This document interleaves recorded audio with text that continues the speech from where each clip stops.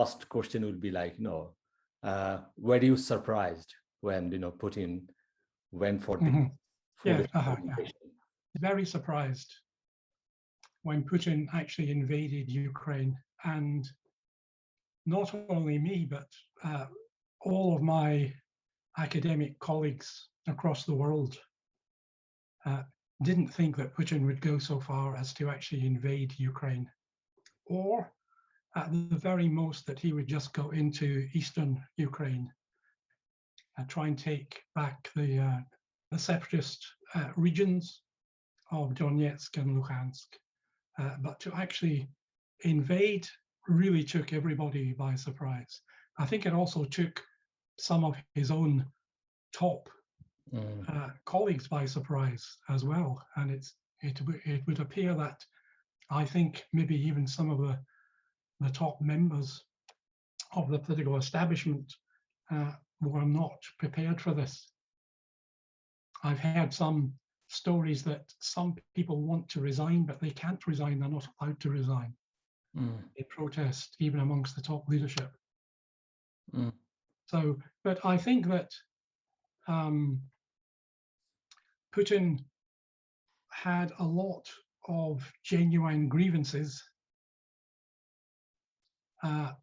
but he's totally lost the moral high ground now with his actions. So up until the invasion, I think he had genuine grievances, going back to the promise that was made at the end of the Soviet period, made to Gorbachev, that when Gorbachev agreed to the reunification of Germany, there was an agreement that NATO would not move 1 inch to the east. And then, of course, what we've seen is that there are 14 countries, part of the Eastern Bloc, which are now all surrounding Russia, which are all now parts of NATO. We also saw EU expansion. We also saw what's called the Eastern Partnership. And that was when a number of other countries were promised closer relations with the EU, maybe not full membership of the EU. And of course, that's what led to the situation in 2014 in Ukraine, when the leadership there, first of all, said that they would sign a treaty with Putin. Putin has created his own Eurasian Union, which almost parallels the EU. And for Putin, the Ukraine is a vital part of his Eurasian Union. But at the last minute, we had a situation whereby the Ukrainians were about to sign a treaty with the EU, the EU's partnership deal. And then at the last minute, under a lot of pressure from Russia, they pulled out of that. And that's what led to the kind of civil war, really, in the Maidan and the conflict, which then led to Russia moving in and annexation of Crimea, and led to the current situation with the separatist regions in Donetsk and Luhansk. But, I think many people thought that Putin did have a genuine case.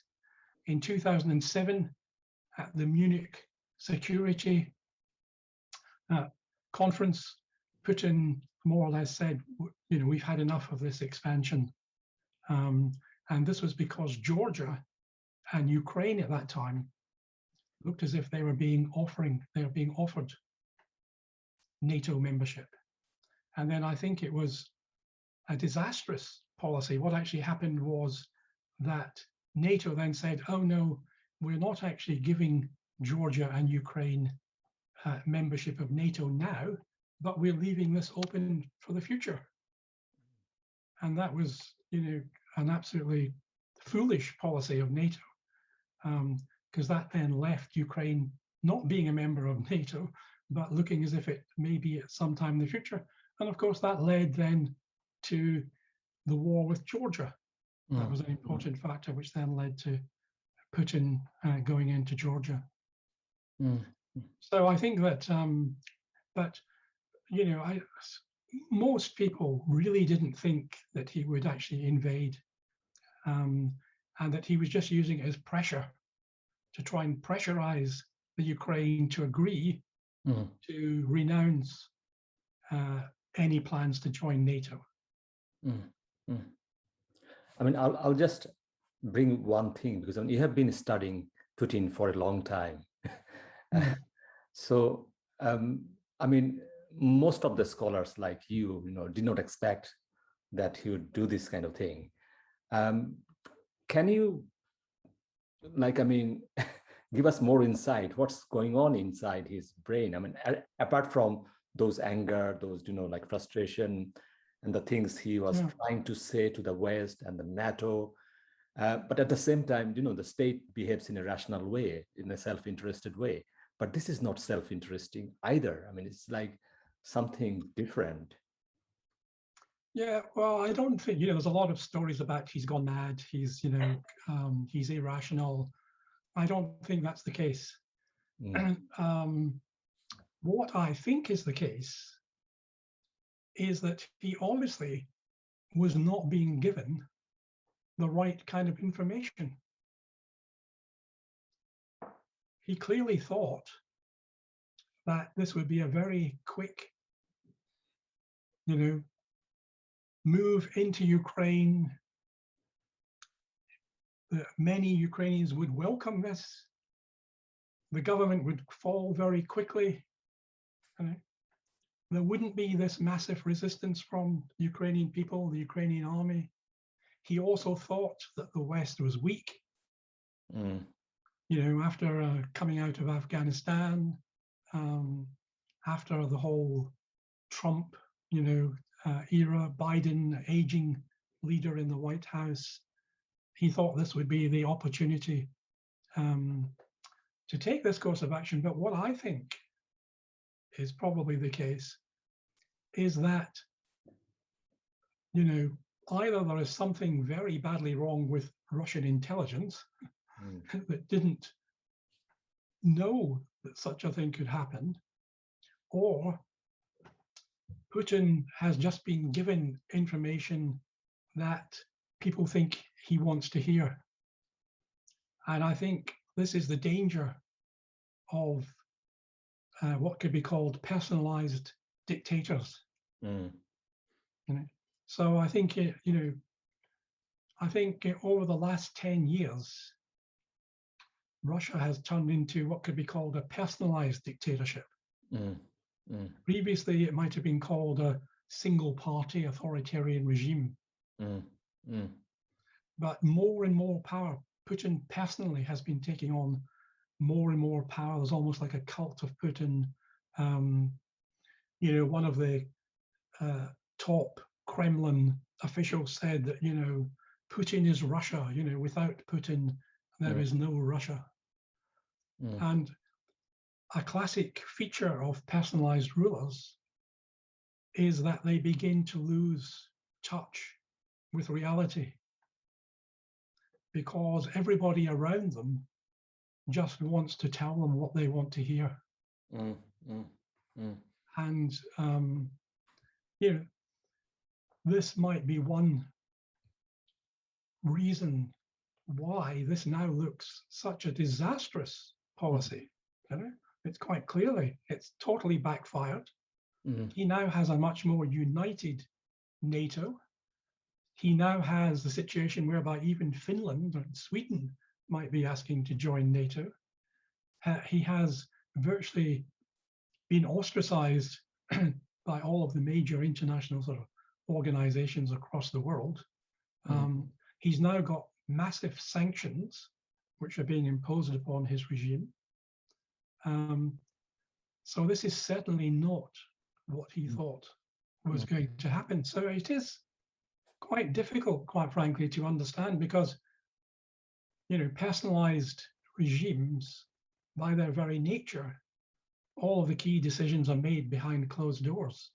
mm, So we really don't know, what's actually been happening. But there is a danger that in these types of regimes, mm, that the rulers, they begin to think that they're invincible.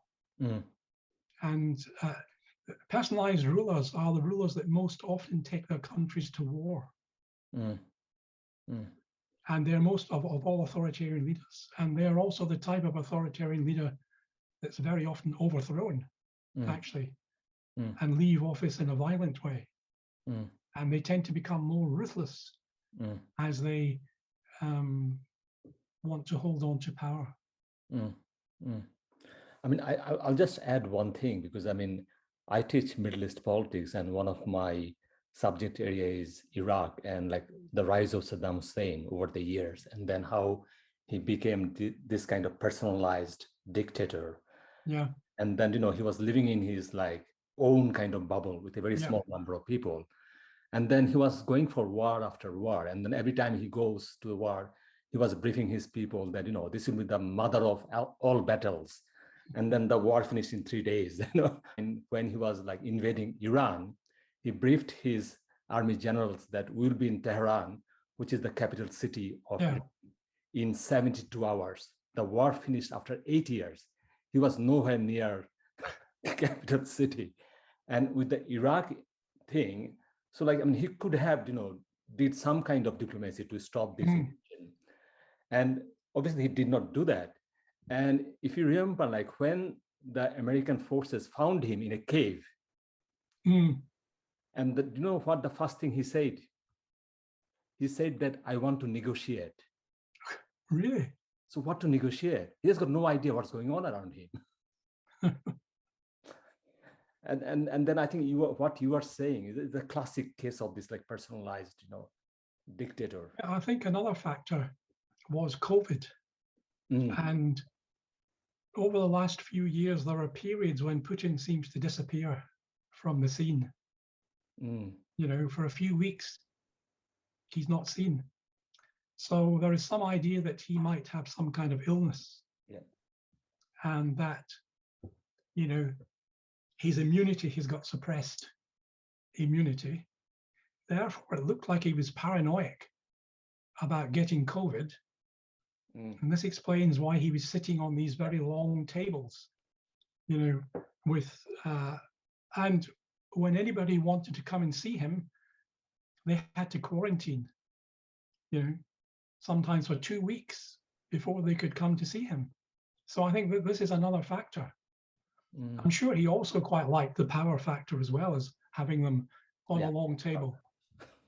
But I think it was also related to the fact that he's very worried about getting COVID. Because that's quite dangerous cycle when they become, you know, paranoid about things. The other factor is corruption. Because you've got a great deal of corruption in the system. I think that this probably also explains, well, I mean, I think the army is also performing poorly because it's got a lack of morale and it has a large number of conscript soldiers.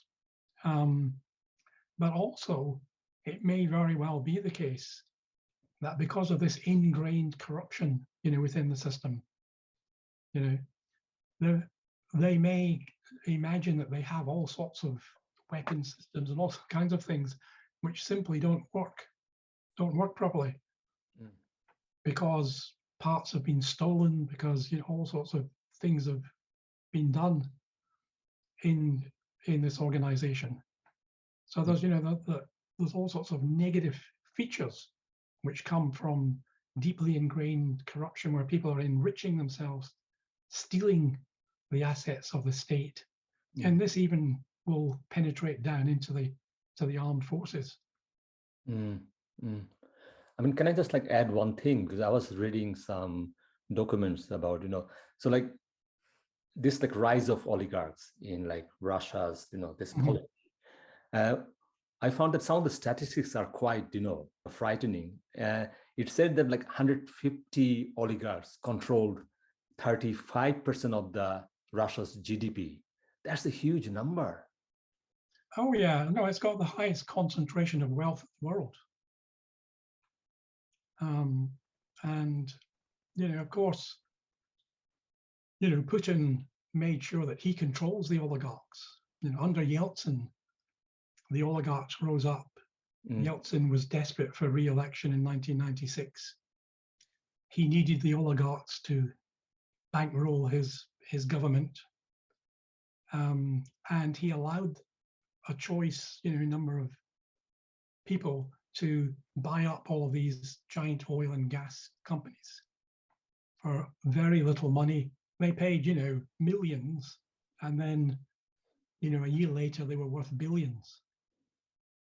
But when Putin came to power, the first thing he did was he told all the oligarchs, I won't come and look at how you've amassed all of this wealth as long as you stay out of politics. And that's why one of the top oligarchs, Hodorkovsky, who was the head of the giant Yukos oil company, he stepped out of line, was trying to buy up support in the Duma, looked as if he might challenge Putin for the presidency, and he was arrested, sent to 9 years in prison. And so under Yeltsin, the state was captured to a large degree by big business. They were actually influencing government policy. A number of top oligarchs became members of the government Security Council. Under Putin, it's the opposite. Big business has been captured by the state. So it's top Kremlin officials who sit on the board of all of these giant oil and gas companies. They can only exist as long as Putin agrees they can exist. I mean, he's like fascinating character, isn't it? So he was, I think he was from St. Petersburg. And he did like law degree, and then he became, KGB agent. He was serving in East Germany for a couple of years. And then, once the Cold War finished, he became some kind of like deputy mayor. Under a liberal Sobchak, Like how, from there to here today. So, I mean, can you just give us some kind of 2 minutes insight, this like meteoric rise from nowhere? I mean, just unbelievable. While Yeltsin was looking for a protector. Okay. Yeltsin in 1999 was seriously ill. He was going to have to step down. And before he could step down, he needed someone who he thought was powerful enough to protect him and his family from future arrest. Because the Yeltsin regime was mired in corruption at the very top. He was using the state's assets as if they belonged to him and his family.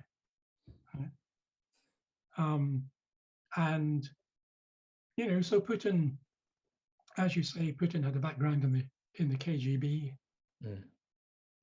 It's quite clear that he never really left, I think, the KGB, even when he went to work for Sobchak. Quite clearly, but he then comes back and he moves into the presidential administration. And in a matter of a very short period of time, he becomes the head of Yeltsin's presidential administration. Then he becomes the head of the successor to the KGB.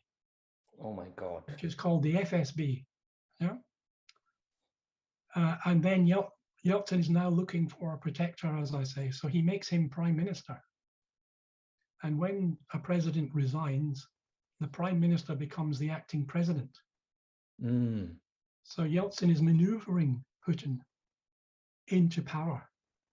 And the first decree that Putin issued as president was to grant immunity to Yeltsin and his family. And like Putin did that?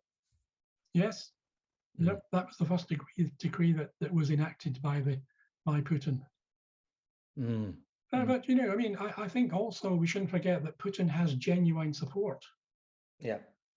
Because Putin brought the country out of the horrors, chaotic horrors of the Yeltsin period. Massive hyperinflation, unemployment, poverty, massive rise in social inequality with the rise of these oligarchs on the one hand and incredibly poor people on the other. Also, economic turmoil, instability. Putin was very lucky when he came to power in 2000 that the price of oil shot up massively.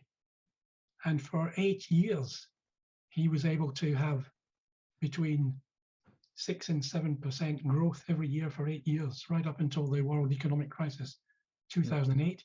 He was able to bring millions of people out of poverty. And he was also able to bring stability, but it's at the price of democracy. So he's brought about stability, greater economic prosperity, but without any doubt, at the expense of democracy. But to a large degree, Russian people value stability and economic security. Like two things here, because war always creates, this kind of ideologies like nationalism in a big way. So obviously, the oppressed country, Ukraine, obviously they also got united now, so they will fight whatever it takes. Are you seeing similar kind of, this ethno-nationalism in Russia also, turned up? Oh, yes. Well, Putin's approval rating has gone up. Okay. It's at 71%. My God. The vast majority of Russians get their news from the television. It's the younger people who get their news from the internet and have got a much better picture of the reality of what's happening. So you can see there have been demonstrations. We think there's been about 15,000 people have been arrested since the start of the invasion. But these are tiny little demonstrations across the country. These are not mass demonstrations. The vast majority of people think that the West is responsible, NATO is responsible. Well, they basically follow the Kremlin's line. And it's only your middle class, urban, educated, and predominantly younger members of society that get their news from social media that are actually coming out, and not all of them, but are opposing Putin's actions. And so, this is the power of propaganda, and you can actually see it in action. Because now it's now going towards that kind of territory, and those are like much more dangerous, uncharted place to go. Well, one of the things is that many people think, oh, wouldn't it be good if Putin was toppled? What they don't understand is that somebody worse could come to power.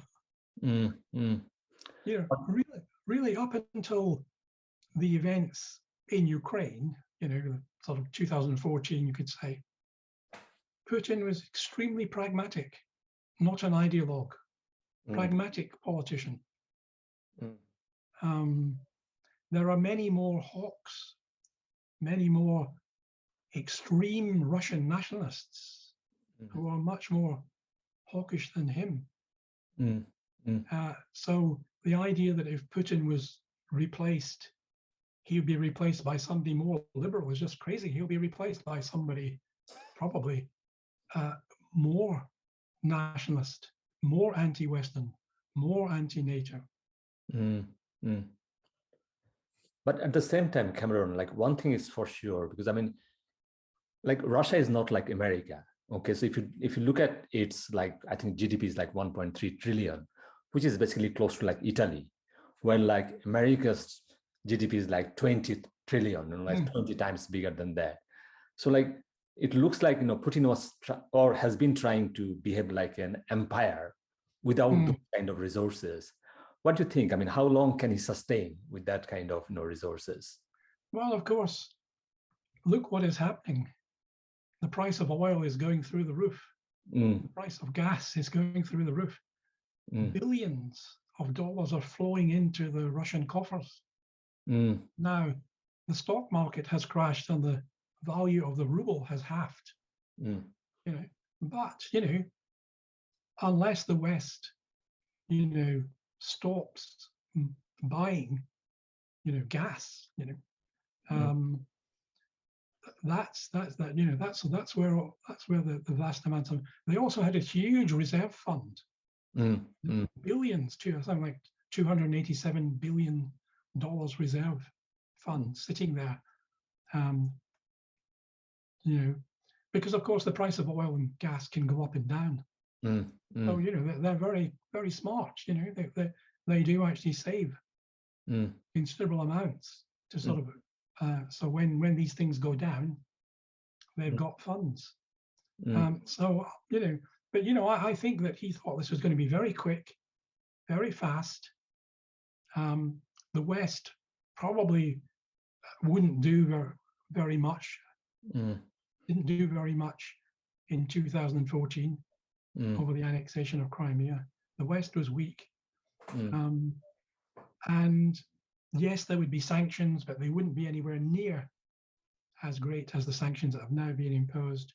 And they'd be able to use their huge reserves in order to get over what he thought would be a very short period of time. Like one more thing, if you see that all those classic dictators in the past, like Saddam Hussein, like kind of like Gaddafi, these people are totally isolated from the international world. But with like Putin, if you look at even like UN vote, it looks like the bunch of countries actually abstained, and looks like they're not saying anything against Putin. So countries like obviously the India, Pakistan, like China, and obviously the Iran was the big ally. So these are not small countries; these are very, very powerful countries as well. So do you think those alliances will stay, or do you think those things? And of course, China, as well. Difficult to tell, but Putin has been trying to, the BRIC countries. He's been trying to, for some time, to sort of strengthen the BRIC countries and to be an important player. He's also tried to be an important player in Southeast Asia.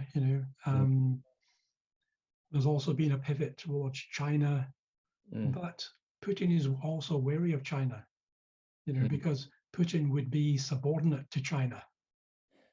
So, so yes, I mean, you could quite easily see there could be some new alliance that could be created amongst a number of countries. I suppose it would depend on probably the degree to which these countries think they need to keep good relations with the West also.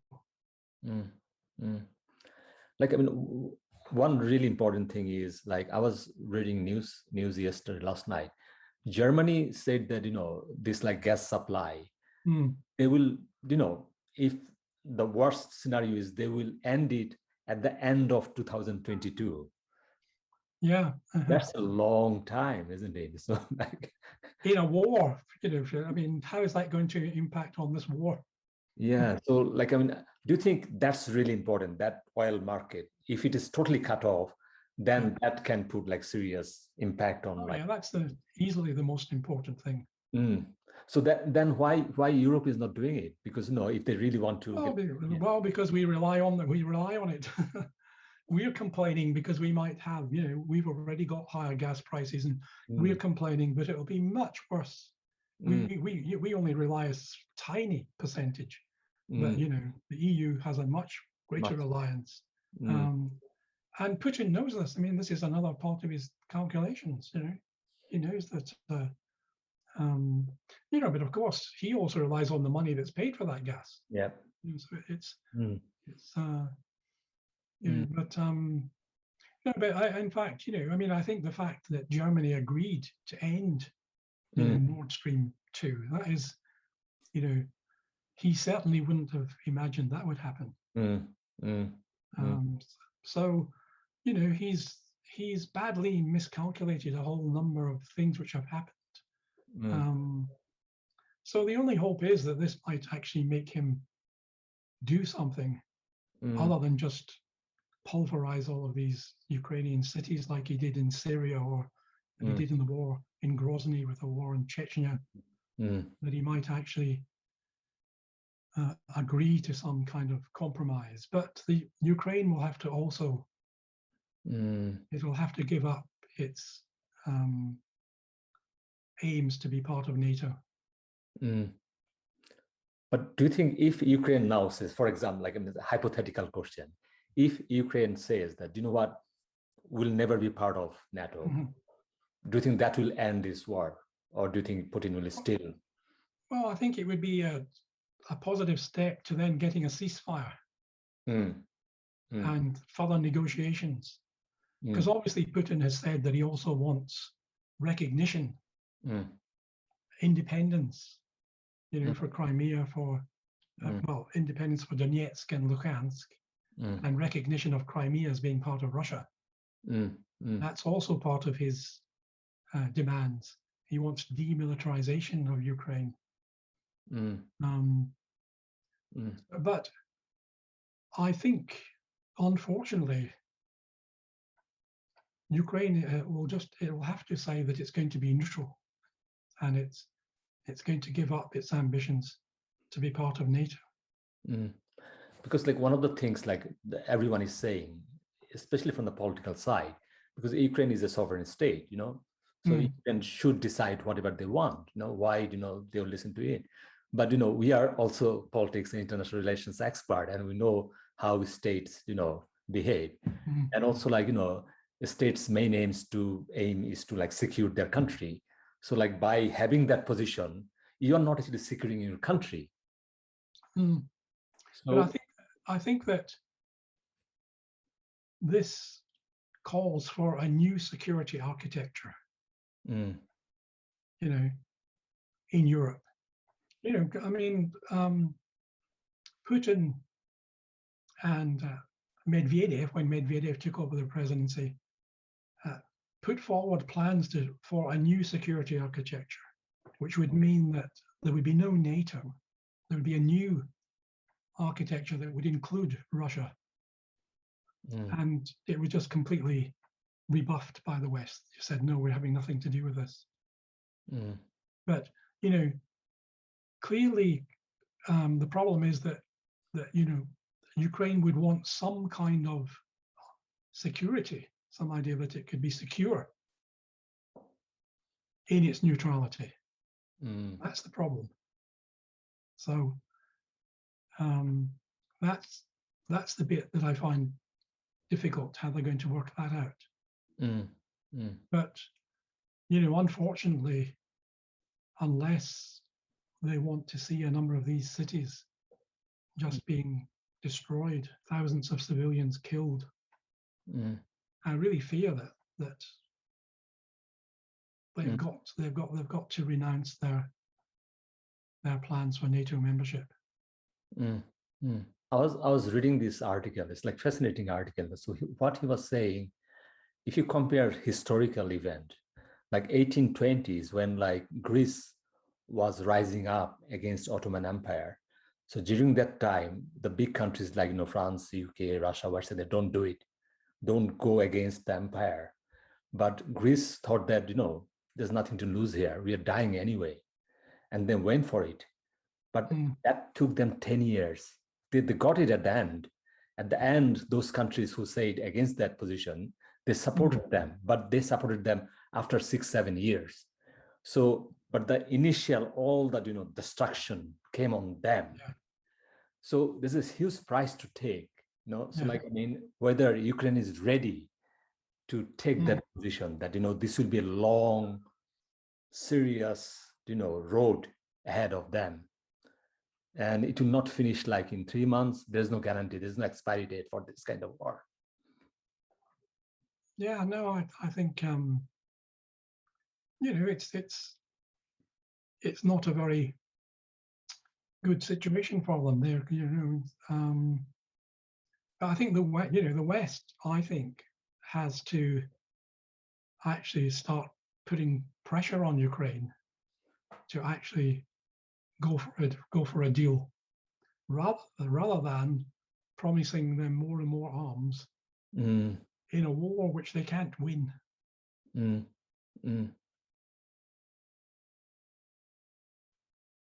So, like, I mean, what do you think? Because I mean, the things we are thinking, but the reality on the ground is totally different. It seems like, you know, those things are happening. The arms is going to Ukraine. It's being flooded with like all kind of guns, ammunitions, you know, light arms. There's actually a famous quote, like when Afghanistan was invaded by USA or Soviet Union, the famous quote was, if a country has got Kalashnikovs, you cannot occupy that country. You just need Kalashnikovs. So the people will like resist that kind of thing. Yeah.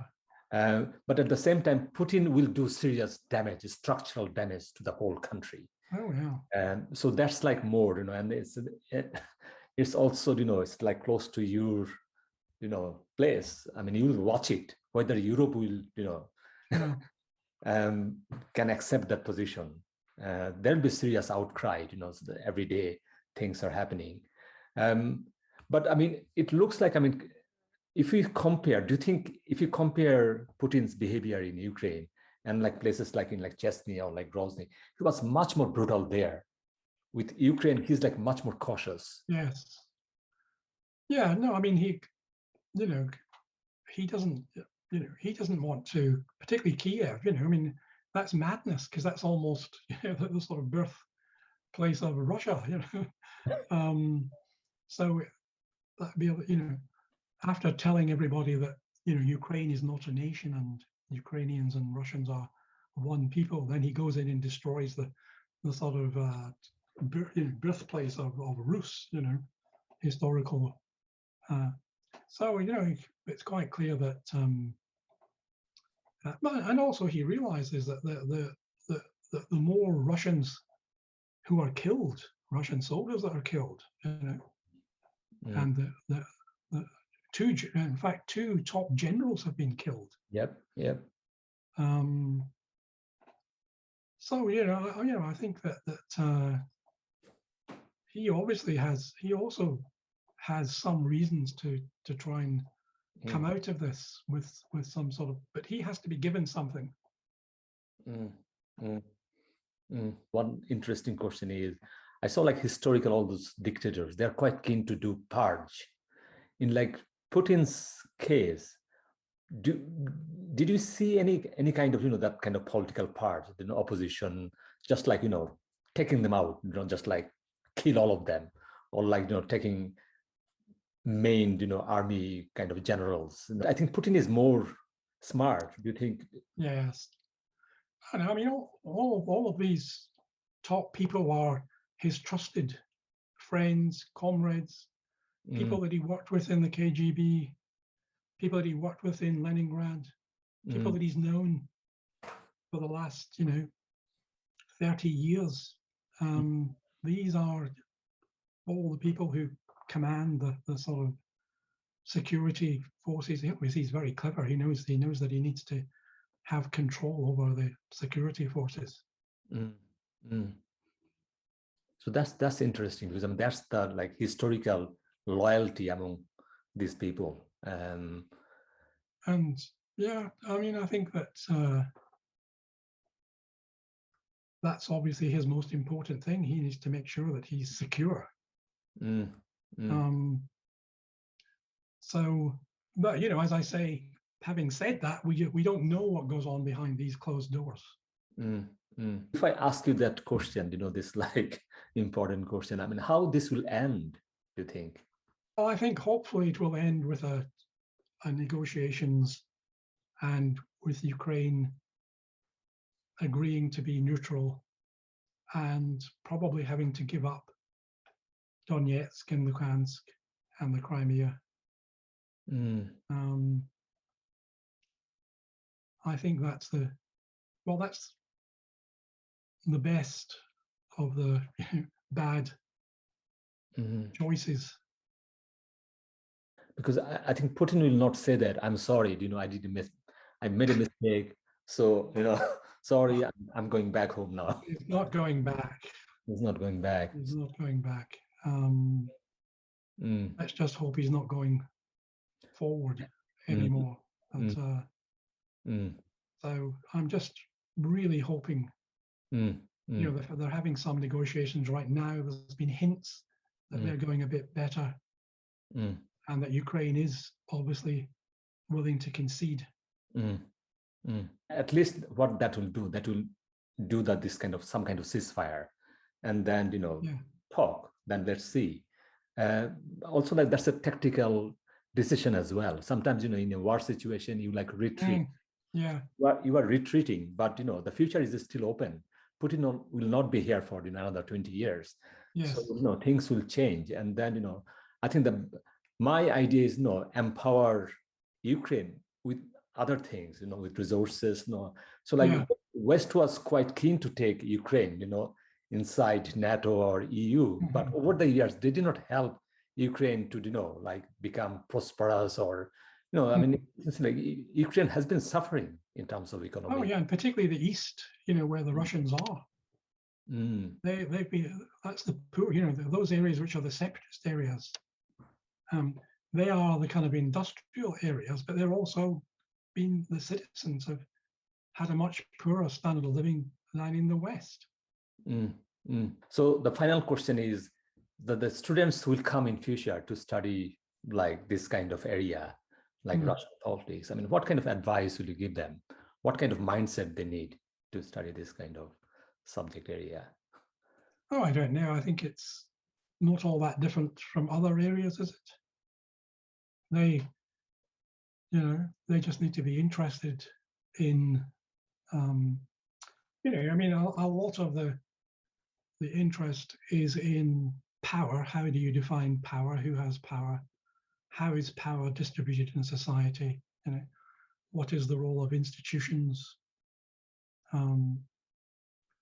There's also, you know, an interest in culture. You know, to what degree has Russia's history impacted, you know, on its present day political system?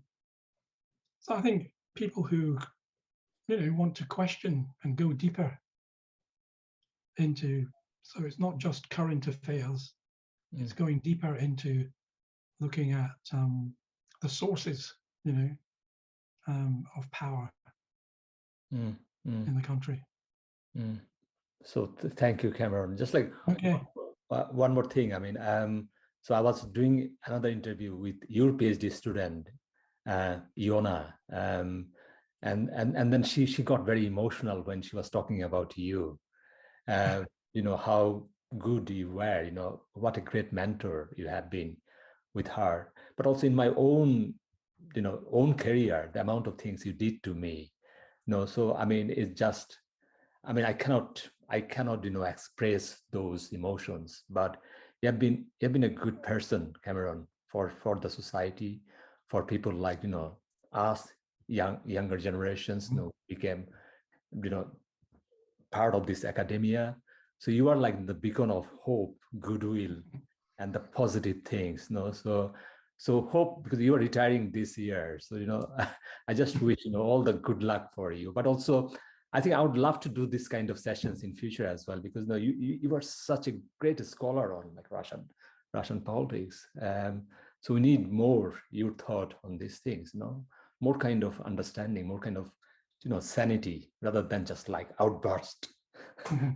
Thank you, Cameron. Well, thanks for all those kind words. Thank you. Thank you, Cameron. Okay. Bye. Bye.